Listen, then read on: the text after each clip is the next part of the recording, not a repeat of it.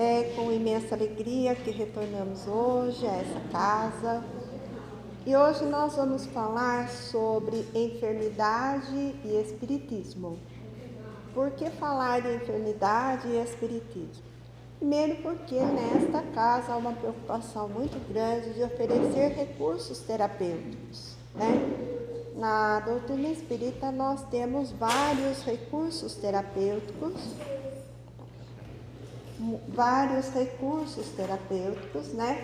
Entre eles o passe, a água fluidificada.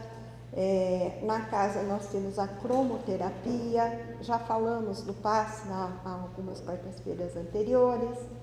Então hoje nós vamos falar sobre a questão da cura das nossas enfermidades. Daí é preciso entender um pouco sobre o que é a cura, o que é que se espera quando se busca um tratamento, Em geral, nós buscamos o tratamento, nós queremos a cura. Mas o que é então a cura? É uma palavra latina que tem o significado de cuidado e ela chegou no português com o sentido de cura mesmo, Foi traduzido para o português como a cura.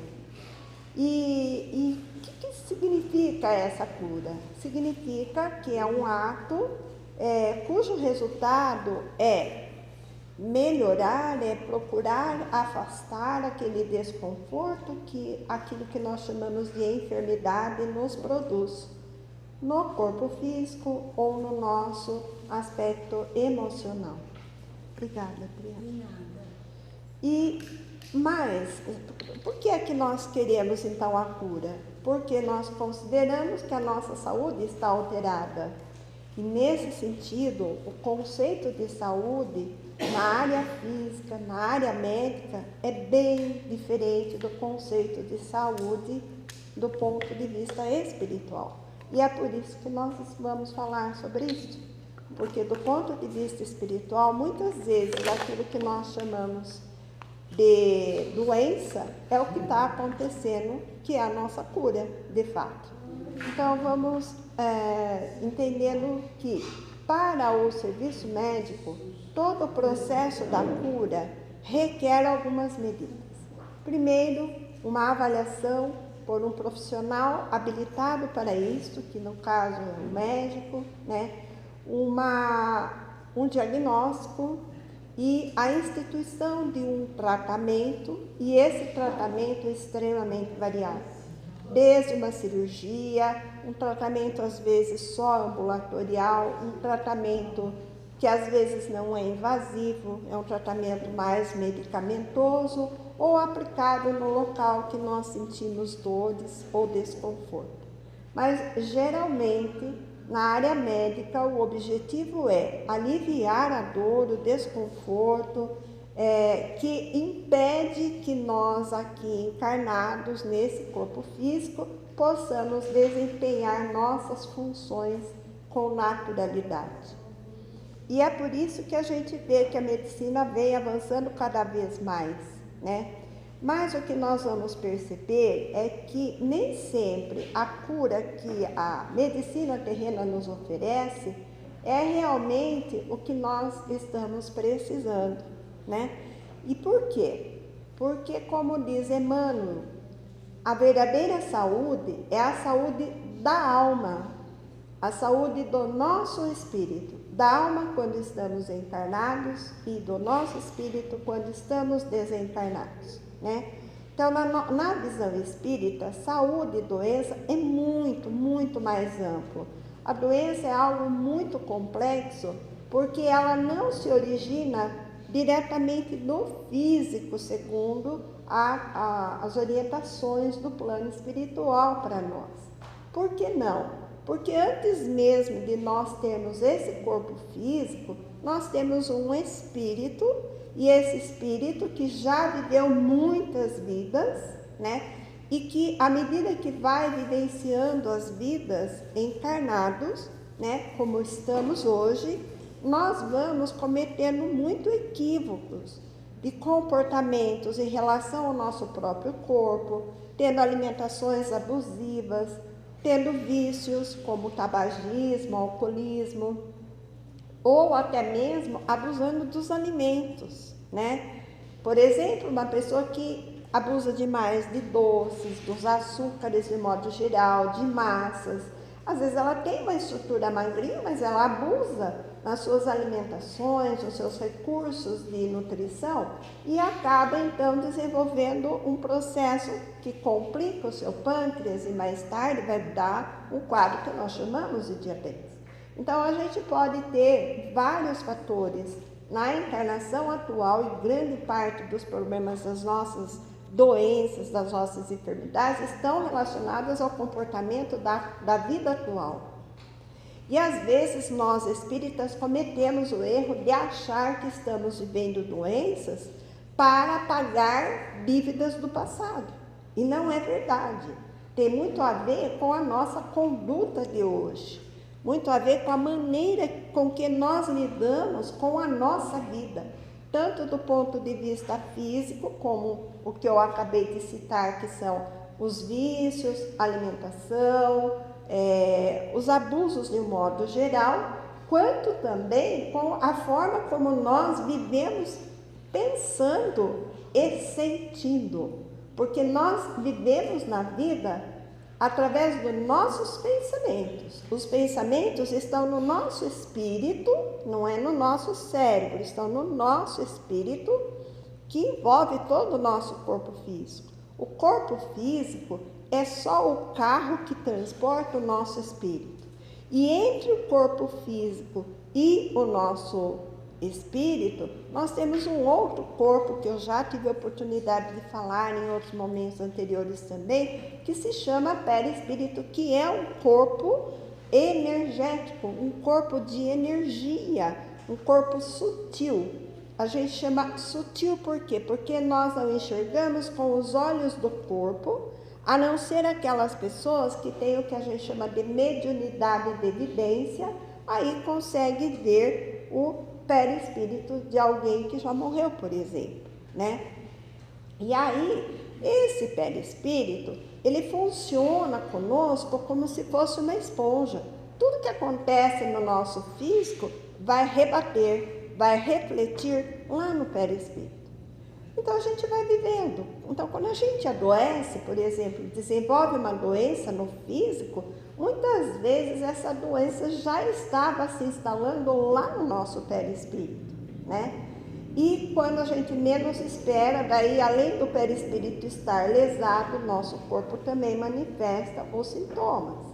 E aí a gente sai à procura de tratamento. Vai no tratamento médico, vem na casa espírita. Em geral, a gente vem na casa espírita depois de ter batido muitas portas de consultórios médicos ou quando a gente está também emocionalmente afetados. Então, aí a gente acaba sentindo necessidade de buscar o socorro na casa espírita. Só que nós não entendemos que a enfermidade que se desenvolveu em nós tem a ver com as nossas atitudes e com os nossos pensamentos. Então, quando nós desenvolvemos, agora eu vou falar primeiro dos pensamentos e depois dos sentimentos. Então, quando a gente se relaciona, a gente convive ou a gente vive uma experiência, nós começamos a ter dentro de nós pensamentos, ideias, damos significados para as coisas que vão acontecendo. Nós não nos damos bem com um familiar, nós nos damos bem com aquele familiar que está ali do nosso lado no dia a dia, nos irritamos, nós desenvolvemos raiva, desenvolvemos mágoa, não aprendemos a lidar com aquele contexto e passamos a nutrir mágoa dentro de nós. E o que é a mágoa? A mágoa nada mais é do que um sentimento. Então, nós temos a situação externa que nós vivemos, essa situação ela é trazida para dentro de nós e estimula a produção de pensamentos. Então, a gente começa a pensar, ai, minha mãe é chata, meu pai é chato, meu pai é autoritário, minha mãe é isso, meu pai é aquilo, ou o meu filho é um problema mesmo, eu não aguento meu filho, qualquer coisa me irrita. A gente começa a nutrir esses pensamentos. E esses pensamentos vão refletir nos sentimentos. E aí, o que nós vamos sentir? Raiva, mágoa, desejo que aquela pessoa fique cada vez mais longe de nós, né? A gente começa a rejeitar aquela pessoa. E esses sentimentos, rejeição, mágoa, raiva, vai impregnando em nós energias do nosso perispírito. E esse perispírito vai sendo tão agredido que na própria encarnação nossa, nós começamos a receber os efeitos das lesões que nós provocamos nesse corpo perispiritual. E a gente então desenvolve doenças que muitas vezes não conseguimos resolvê-las, ou nós vamos até o fim da encarnação, a gente desencarna, né? Teoricamente aí nós chamamos de morte, a morte chega e nós morremos, ou nós desencarnamos, vamos falar o termo certo, nós desencarnamos, chegamos na espiritualidade carregando aquela mágoa no coração, aquele desejo de rejeição por aquela pessoa, aquela infelicidade por todas as sensações que a gente experimentou ao lado daquela pessoa que nos incomodava. Ao invés de nós exercitarmos o perdão, a compreensão, a resignação, nós levamos junto de nós e os efeitos no nosso perispírito, levamos isso tudo e a gente carrega então os efeitos que nós vamos chamar de lesões no perispírito. A gente reencarna novamente, uma outra oportunidade, e às vezes vamos encontrar aquela pessoa que era o nosso companheiro, a nossa esposa, o nosso esposo, dentro do lar, agora num outro papel, de filhos. Mas filhos problemáticos, porque a gente não soube amar, ele vem junto de nós para que possamos amá-lo. Só que nós o levamos junto de nós os efeitos desses sentimentos negativos anteriores, projetados no nosso perispírito. Aí vão aparecer doenças muito precocemente em nós. Por isso a gente tem diabetes em crianças, né? Que a gente chama de diabetes tipo 1. Por isso a gente tem asmas, a gente tem uma série de problemas orgânicos que nem sempre é porque a gente cometeu desatinos tão grandes lá no passado. Porque também a espírita tem isso, né? Eu tenho um problema sério na minha tireoide, eu já acho que eu fui um suicida. Não necessariamente, né? Eu sou uma pessoa asmática, dizem que uma pessoa que tem problema respiratório é porque teve problema sério lá no passado com tabagismo. Nem sempre. Então, a gente não pode ser assim, fazer generalizações para situações que nós de fato não conhecemos a história do nosso passado.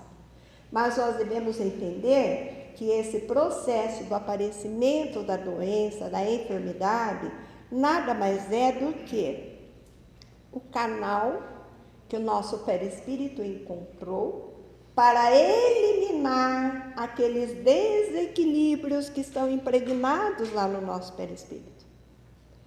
E que nos obrigará a repensar os nossos sentimentos.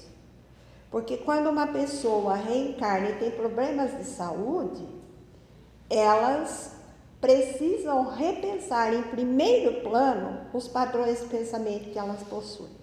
Então, todos nós nascemos, nós estamos encarnados, nós temos uma doença. É lógico que existem doenças que têm uma relação direta com determinados tipos de quadros graves cometidos no passado. Tem, de fato tem. Mas nós não podemos generalizar que tudo é porque teve uma atitude muito grave lá no passado. Então, às vezes a atitude grave nossa foi ser uma pessoa extremamente pessimista, irritada, aquela pessoa de mal com a vida, de mau humor, aquela pessoa que não aprendeu a amar, aquela pessoa que só aprendeu a guardar mágoa.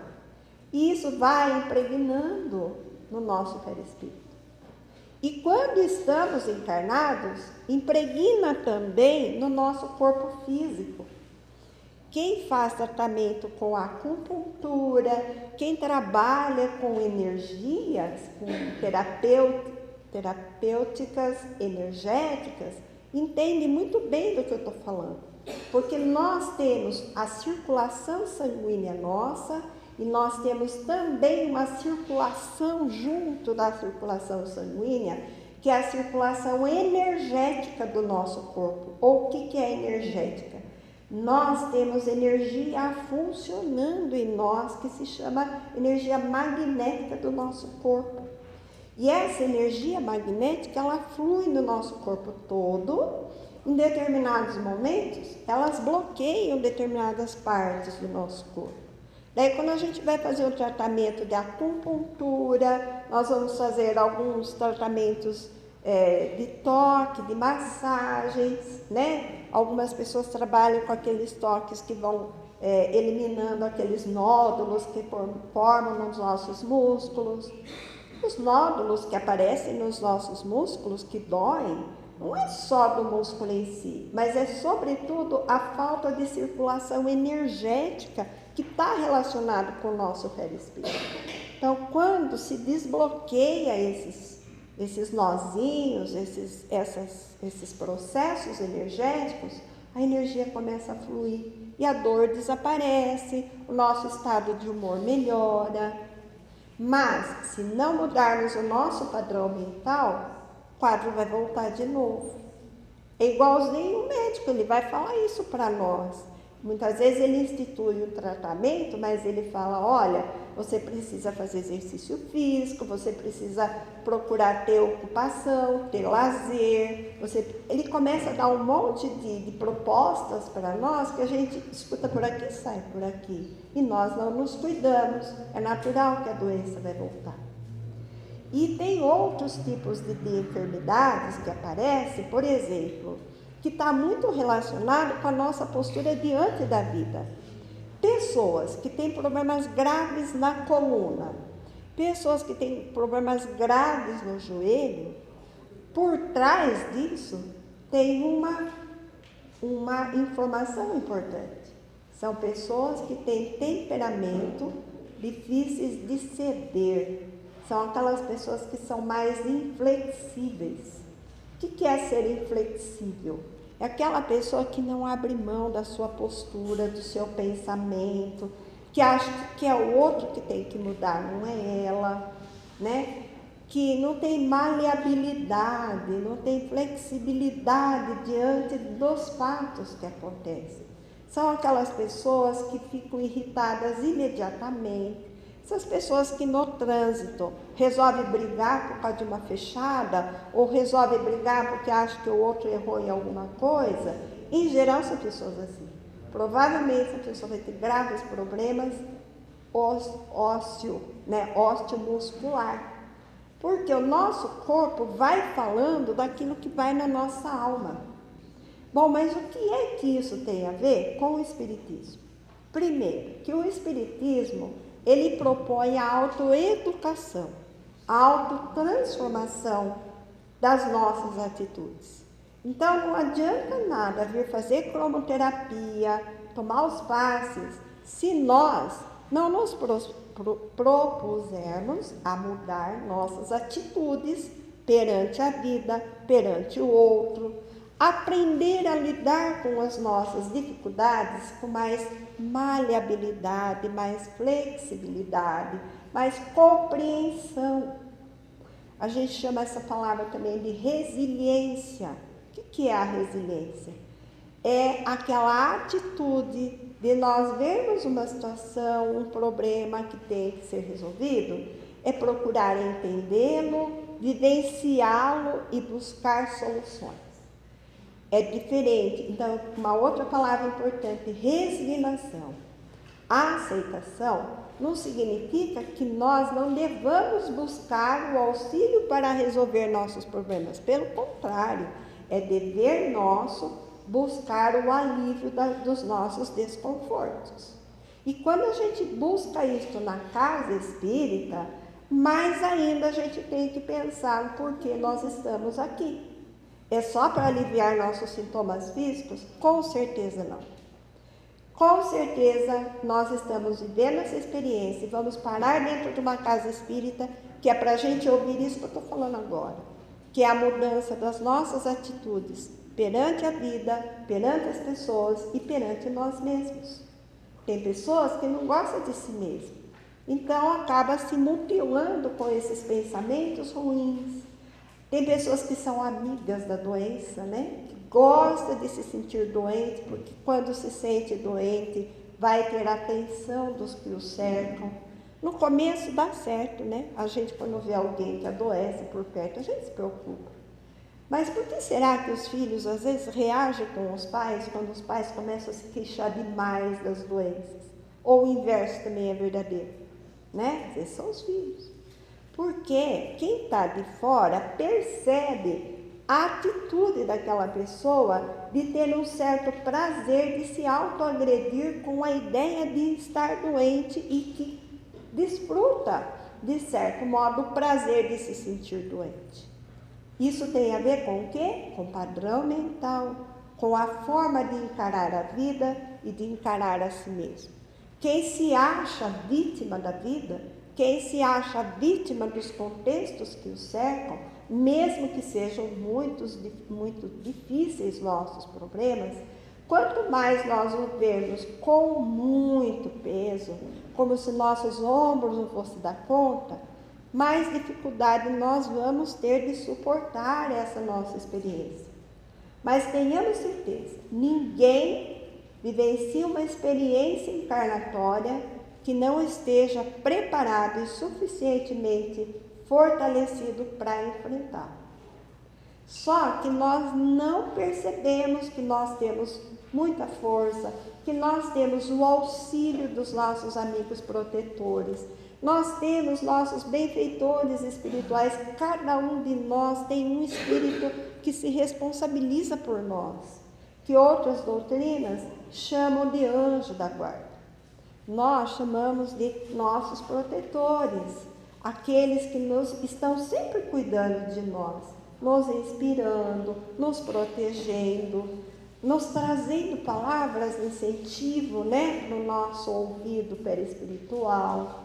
Para quê? Para que possamos reagir.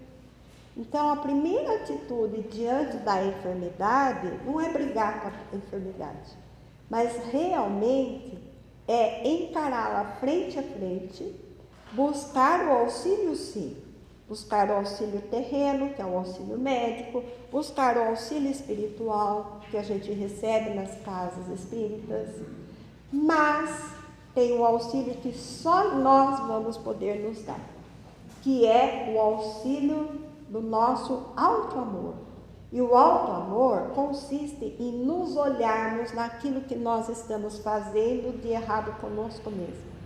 Qual é o nosso comportamento diante de nós mesmos? O que é que estamos fazendo conosco? Será que nós realmente nos queremos bem? Ou nós queremos que o outro nos ame? E nós seremos felizes se nós sentirmos que o outro ama a gente como se nós realmente não fôssemos capazes de amar a nós mesmos.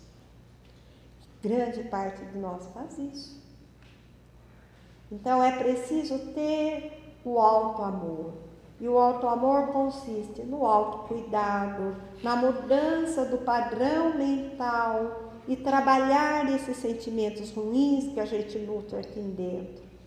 Eu falei de alguns sentimentos, mas tem outros sentimentos mais difíceis. O orgulho, a vaidade, a inveja. Meu Deus, quantas pessoas vivem de ter inveja do outro. A inveja é aquela atitude de alguém que deseja ter alguma coisa, mas ela primeiro tem que derrubar o outro que tem aquilo que ela não tem. Isso é inveja. Então, quantos de nós vivem nutrindo inveja? Às vezes tem inveja de familiares, dos próprios filhos, dos pais, porque são alegres, são felizes. Ou dos filhos, porque os filhos têm ampla liberdade, os pais não têm. Enfim, é necessário que primeiro nos olhemos, procuremos corrigir nossas atitudes, os nossos comportamentos, para que não acumulemos essas energias, para que essas energias doentias escoem sim pelas doenças. Então, do ponto de vista espiritual, as energias doentes que nós alimentamos ou sustentamos no corpo nada mais são do que canalização dos desequilíbrios que estão lá no nosso espírito e no nosso perispírito. Então, muitas vezes, aquela doença que para nós está nos penalizando, que a gente acha que é uma cruz às nossas costas, na verdade é a nossa salvação, porque está nos impedindo de ter atitudes muito mais graves e perdermos a nossa encarnação, de impedir que nós cometamos erros mais graves. E às vezes a gente vou até citar uma situação que é muito comum ocorrer, acidentes, e às vezes a pessoa fala assim, ai, coitado, fulano de tal teve uma amputação, teve isso, teve aquilo. Mas, no momento, impacta muito a família, impacta a própria pessoa que é vítima daquela situação. No entanto, aquela pessoa passou por aquela experiência, para ela é muito dolorosa, é traumática. Só que isto vai impedir que ela seja uma pessoa que vai cometer graves erros depois. Vai impedi-la de agir de maneira que possa colocar a sua vida abreviada e ela perder completamente a encarnação. Então, do ponto de vista espiritual, os problemas nossos têm tudo a ver com a nossa conduta nessa encarnação ou em outras vidas, mas, sobretudo, com a maneira com que nós lidamos com tudo que nos serve. E, por último, ter fé, ter esperança, porque não adianta buscar todos os recursos terapêuticos se nós não acreditarmos naquilo que vamos receber. Então, primeiro, precisa acreditar.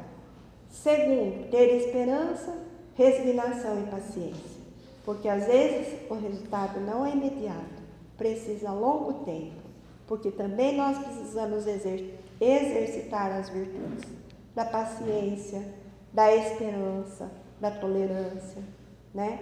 E principalmente do despertamento do nosso próprio pensamento. Era isso que tínhamos para colocar. Espero deixar aí uma sementinha para cada um de nós, isso me vale também para todos nós, né? Para que a gente possa ser mais pacientes uns com os outros e conosco mesmos. Muito obrigada, que Deus os abençoe.